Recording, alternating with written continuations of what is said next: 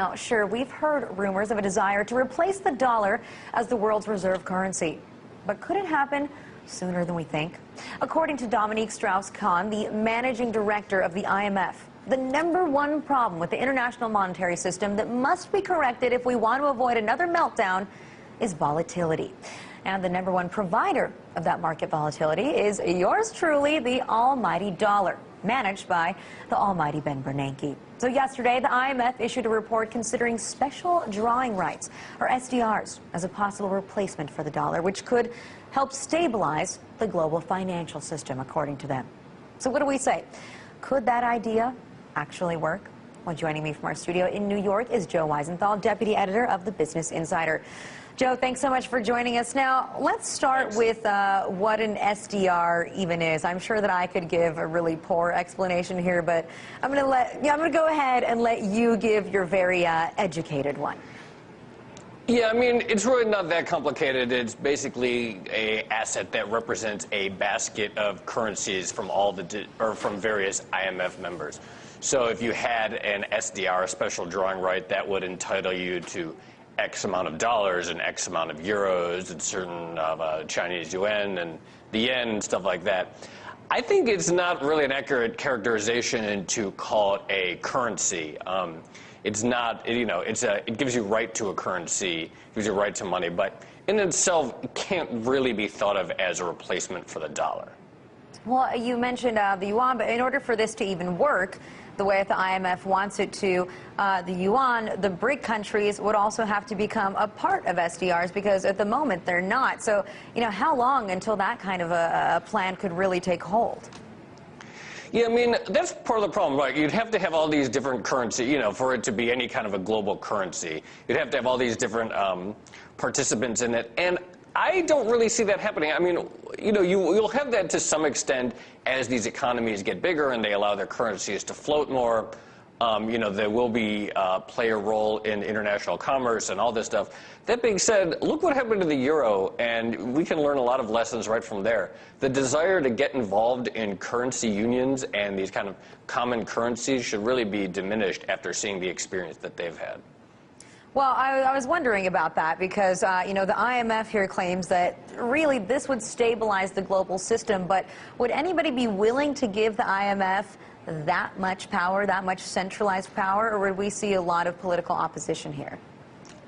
No, that's actually a really good point. Look, there are a lot of flaws with the U.S. economic system right now and the amount of debt we have and concerns about the Fed. But over, hundreds of years, the U.S. has established some credibility as a stable government and a government that people around the world trust. Where would the IMF draw its trust from? It doesn't. So as you say, this idea that it could establish itself as a centralized authority for global currency comes out of nowhere. You can't just get that overnight or get that with a handshake agreement. It has to be built up over time. But at the same time, isn't some, trust within the dollar waning? Aren't people starting to think that perhaps Ben Bernanke has a little bit too much power over the global economy, and he's the chairman of the Federal Reserve of the United States? It's, domestic national economy of the U.S. that really comes first in his mind. Yeah, and that is definitely an issue. And it might be the case where the dollar's role as the global currency or the global reserve currency diminishes, and that might actually be fine. Look, China can do trade with Brazil and their own currencies and trade with Russia, and that could go somewhere, and it doesn't necessarily mean the U.S. is doomed, that the dollar is going to be worth as much as toilet paper. A good example is the Japanese yen. That's not a global reserve currency. It's a global currency. It's used all around the world in various transactions, but it's not considered to be the global currency. And yet it's perfectly fine, and the yen has been strong for a long time.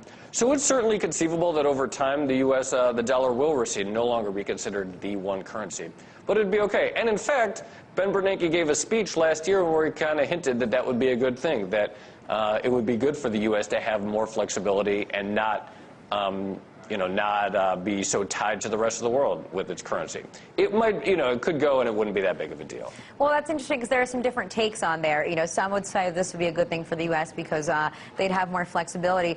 Others would argue that at the moment the U.S. has a little bit too much flexibility as the world's reserve currency because it brings in so much investment. We get to keep funding our debt. That if someone else was the reserve currency, then perhaps, there would be a lot more external pressure there for our economy, and that would make us, be a little more responsible. What do you say to that?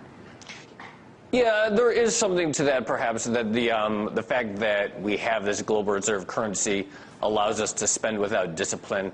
I tend to think that's a little overstated.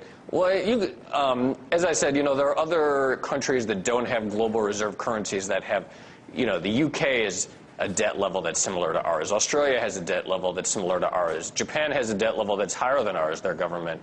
So the connection between debt and the cost of funding and the strength of the currency, it's not clear. It's not as clean as people would like to believe.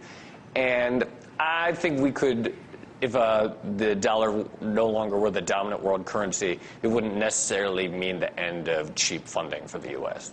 Okay, Joe, really quick, lastly, they're also thinking that perhaps things like oil or gold should also be coming in SDRs because then, if the dollar loses, goes down in value, we won't see spikes in oil prices. What do you say to that?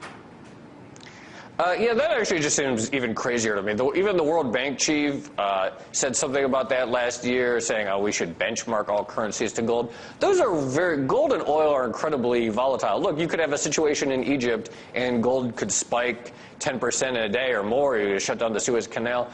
Who knows what's going to happen? There's nothing inherently less volatile about those assets. In fact, I think they're more volatile than the U.S. dollar. So I think that's a pipe dream to think that that would solve some kind of problem. All right, Joe, well, thanks so much for joining us. We'll see if this does remain just a pipe dream, but a lot of people are definitely talking about it.